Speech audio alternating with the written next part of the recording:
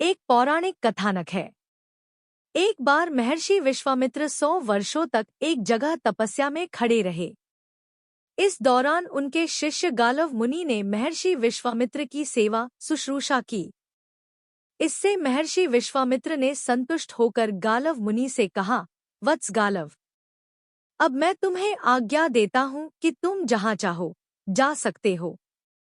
गुरुदेव के इस प्रकार आदेश देने पर गालव ने प्रसन्नता प्रकट करते हुए मधुर वाणी में महातेजस्वी विश्वामित्र से पूछा, भगवन, मैं आपको गुरु दक्षिणा के रूप में क्या दूं?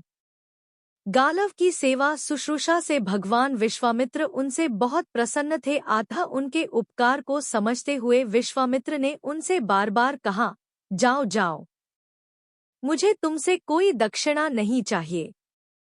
लेकिन फिर भी गालव मुनि बोले, भगवन, शास्त्र कहता है दक्षिणायुक्त कर्म ही सफल होता है, दक्षिणा देने वाला पुरुष ही सिद्धि को प्राप्त होता है। अतः कृपा करके बताइए कि मैं गुरुदक्षिणा में आपको क्या दूं? इतने पर भी विश्वामित्र ने मना किया। लेकिन तपस्वी गालव बहुत अधिक आग्रह करने लगे। इस दुराग्रह का परिणाम यह हुआ कि महर्षि विश्वामित्र को क्षणिक क्रोध आ गया। अतः उन्होंने गालव मुनि से कहा, हे गालव, यदि तुम मुझे कुछ देना ही चाहते हो तो मुझे चंद्रमा के समान श्वेतवर्ण वाले ऐसे 800 घोड़े ला दो, जिनके एक ओर का कान श्यामवर्ण हो। विश्वामित्र की दक्षिणा सुनकर गालव मुनि का चेहरा उतर गया, लेकिन फिर भी यथायोग्य समय लेकर वह श्यामवर्ण कर्ण वाले श्वेत घोड़ों की तलाश में निकल गए। घोड़ों की चिंता में गालव मुनि का सुखचैन सब जाता रहा और वह सुखकर कांटा हो गए। घोड़ों के लिए धन की चिंता में डूबे गालव मुनि अपने जीवन को निरर्थक जानकर नष्ट करने की सोचने लगे। तभी उन्हें परमप्रभु भगवान विष्णु का ध्यान आया। सच्चे हृदय से गालव मुनि ने अपनी समस्या भगवान विष्णु से कही, तो प्रभु ने गालव की मदद के लिए अपने वाहन गरुड़ को भेजा। गरुड़ ने चारों दिशाओं का वर्णन करके गालव से पूछा, हे द्विजश्रेष्ठ, मैं तुम्हें समस्त दिशाओं का दर्शन कराने के लिए उत्सुक हूँ। अतः तुम मेरी पीठ पर बैठ जाओ और बताओ कि हम पहले किस दिशा को चले। गरुड़ की पीठ पर बैठकर गालव ने कहा, हे गरुड़, तुम मुझे पूर्व दिशा की ओर ले चलो, जहाँ धर्म के नेत्रस्वरूप सूर्य और चंद्रमा प्रकाशित होते हैं तथा जहाँ तुमने देवताओं का सानिध्य बताया है। गरुड़ ने उड़ान भरी और गालव मुनि भय से व्याकुल हो उठे और बोले, हे गरुड़, अपनी गति को थोड़ा धीरे करो, कहीं ऐसा न हो तो तुमसे ब्रह्महत्या हो जाए।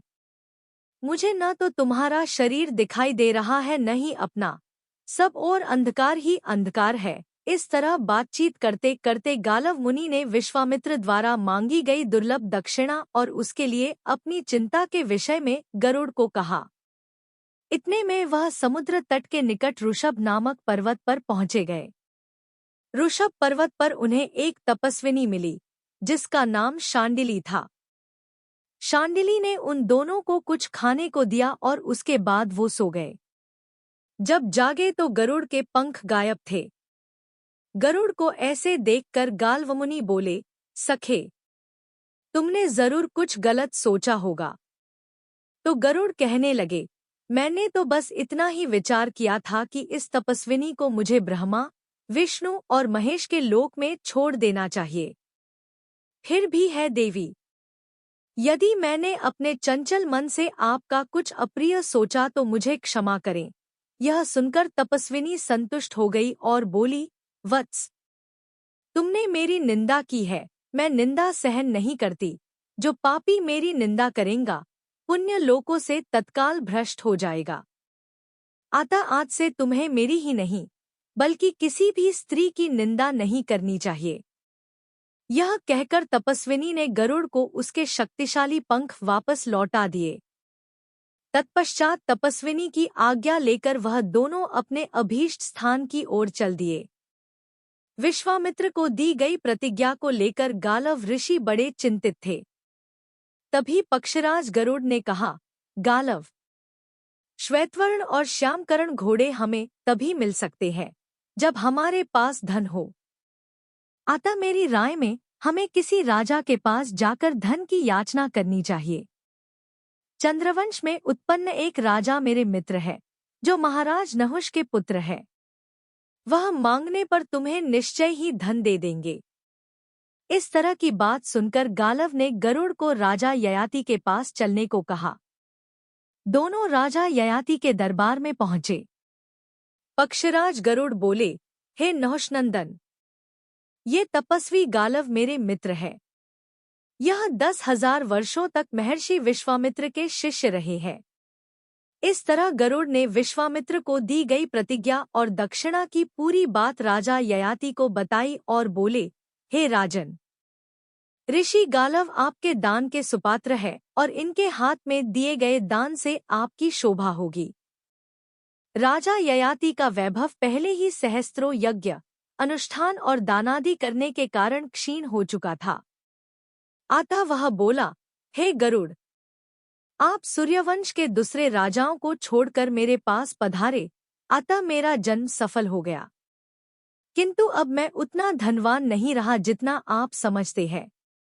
इन दिनों मेरा वैभव क्षीण हो चुका है, अतः मैं आपकी इच्छा पूर्ण करने में असमर्थ हूँ।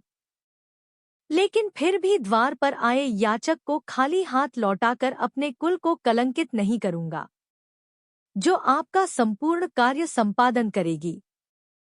यह कहकर राजा ययाति ने अपनी सर्वांग सुंदर पुत्री माधवी को बुलाया। राजा ययाति बोला, यह मेरी पुत्री 4 राजकुलों की स्थापना करने वाली है। इसके रूप और सौंदर्य से आकृष्ट होकर देवता, मनुष्य और असुर आदि सब लोग इसे पाने की अभिलाषा रखते हैं। अतः आप इसे ले जाइए। इसके शुल्क के रूप में राजा आपको अपना राज्य भी दे देंगे। फिर 800 श्यामकर्ण और श्वेत वर्ण घोड़ों की तो बात ही क्या है। यह सुनकर गाल्व मुनि ने कहा, ठीक है राजन, मेरा मनोरथ पूर्ण होने के पश्चात फिर मिलूंगा। इतना कहकर गालव मुनि कन्या माधवी को अपने साथ लेकर चल दिए। इसके पश्चात गरुड़ ने कहा, गालव, तुम्हें घोड़ों की प्राप्ति का साधन मिल गया है, अतः अब मैं अपने घर चलता हूँ। यह कहकर गरुड़ अपने घर को चल दिए। पक्षराज गरुड़ के चले जाने के बाद गाल्वमुनि सोचने लगे कि ऐसा कौन सा राजा होगा जो इस देवकन्या का शुल्क देने में समर्थ हो। यह मन ही मन सोचते हुए गालव मुनि अयोध्या के राजा हर्यश्व के पास पहुंचे। राजा हर्यश्व चतुरंगिणी सेना और सभी प्रकार के धन धान्य से संपन्न थे। राजा हर्यश्व के पास जाकर गाल्वमुनि बोले, राजन, यह देवकन्या अपनी संतानों द्वारा वंश वृद्धि करने वाली है। तुम चाहो तो शुल्क देकर निश्चित अवधि तक इसे अपनी पत्नी बनाकर रख सकते हो। तब राजा हर्यश्व ने कहा, हे द्विजश्रेष्ठ, आपकी यह कन्या कई शुभ लक्षणों से युक्त और कई चक्रवर्ती पुत्रों को जन्म देने में समर्थ है। अतः उसके लिए आप समुचित शुल्क बताइए। गालव मुनि बोले, राजन, इसके शुल्क के रूप में मुझे 800 चंद्रमा के समान श्वेत वर्ण और एक ओर से श्यामकर्ण घोड़े चाहिए। यह शुल्क चुका देने पर मेरी यह शुभ लक्षणा कन्या आपके तेजस्वी पुत्रों की जननी होगी। यह सुनकर काम से मोहित हुआ राजा हर्यश्व अत्यंत दिन स्वर में बोला, हे ब्राह्मण, जैसे घोड़े आपको चाहिए वैसे मेरे पास केवल 200 घोड़े ही है, लेकिन दूसरी जाति के कई घोड़े मैं आपको दे सकता हूँ। इसके बदले में मैं इस कन्या से केवल एक संतान उत्पन्न करूंगा। अतः आप मेरे इस शुभ मनोरथ को पूर्ण करें। यह सुनकर गालव मुनि थोड़े चिंतित हो गए। तब वह कन्या बोली, हे मुने, मुझे एक वेदवादी ब्राह्मण का ऐसा वरदान है कि तुम प्रत्येक प्रसव के अंत में फिर कन्या हो जाओगी। अतः आप 200 यथेष्ट घोड़ों के बदले मुझे राजा को सौंप सकते हैं। इस तरह 4 राजाओं से 200 घोड़े लेकर आप अपनी दक्षिणा जुटा सकते हैं। इससे मेरे रूप सौंदर्य पर कोई फर्क नहीं पड़ने वाला, अतः आप निश्चिंत रहे। कन्या के ऐसा कहने पर गालव मुनि ने राजा हर्यश्व से कहा, हे राजन, आप यथेष्ट शुल्क का 1/4 भाग देकर इस कन्या को ग्रहण करें और इससे केवल एक ही संतान उत्पन्न करें। इस तरह उस कन्या ने राजा हर्यश्व के लिए एक पुत्र को जन्म दिया जो वसुमना नाम से विख्यात हुआ। नियत समय पर गालव मुनि वहां पहुंच गए और घोड़े अमानत के रूप में छोड़कर कन्या को लेकर राजा दिवोदास के पास पहुंचे। काशी नरेश राजा दिवोदास के समक्ष भी गालव मुनि ने शुल्क देकर देवकन्या से संतानोत्पत्ति का प्रस्ताव रखा। उनके पास भी यथेष्ट घोड़े केवल 200 ही थे, अतः उन्हीं के बदले उन्होंने नियत अवधि तक उस माधवी को उस राजा के पास छोड़ दिया। राजा दिवोदास से माधवी ने प्रतर्दन नाम पुत्र एक संतान उत्पन्न की। इसके पश्चात काशी नरेश को त्याग कर गालव मुनि के साथ हो गई। अपने कार्य की सिद्धि का मंतव्य लेकर गालव मुनि और माधवी दोनों भोज नगरी के राजा उशीनर के पास पहुंचे और उनके सामने भी अपना मनोरथ रखा। लेकिन राजा उशीनर के पास भी केवल 200 घोड़े ही मिले। 200 घोड़ों के बदले गालव मुनि ने माधवी को राजा उशीनर के पास छोड़ दिया। माधवी ने राजा उशीनर से सूर्य के समान तेजस्वी बालक को जन्म दिया जो शिवी के नाम से विख्यात हुआ।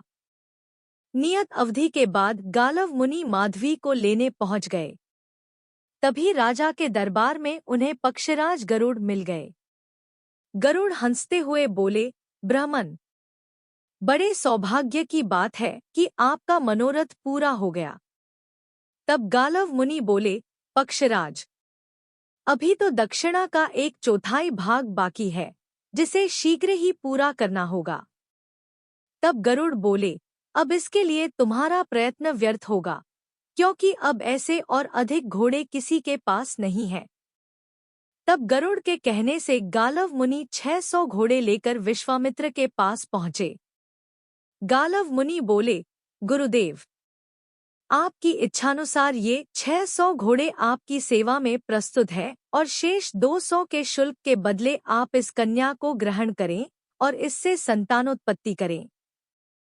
तब विश्वामित्र ने कन्या पर दृष्टिपात करते हुए कहा, गालव, तुम इसे पहले ही ले आते तो मुझे इससे 4 वंश प्रवर्तक पुत्र प्राप्त हो जाते। अब मैं इस कन्या का ग्रहण करता हूँ और घोड़े मेरे आश्रम में छोड़ दो। इस तरह विश्वामित्र ने माधवी के गर्भ से अष्टक नाम के एक पुत्र को जन्म दिया। तदंतर अष्टक को उत्तराधिकार में सभी और घोड़े और राजधानी देकर विश्वामित्र वन में तप करने निकल गए। इधर गालव मुनि भी विश्वामित्र के ऋण से उऋण होकर माधवी को अपने पिता राजा ययाति को लौटाकर वन में चले गए।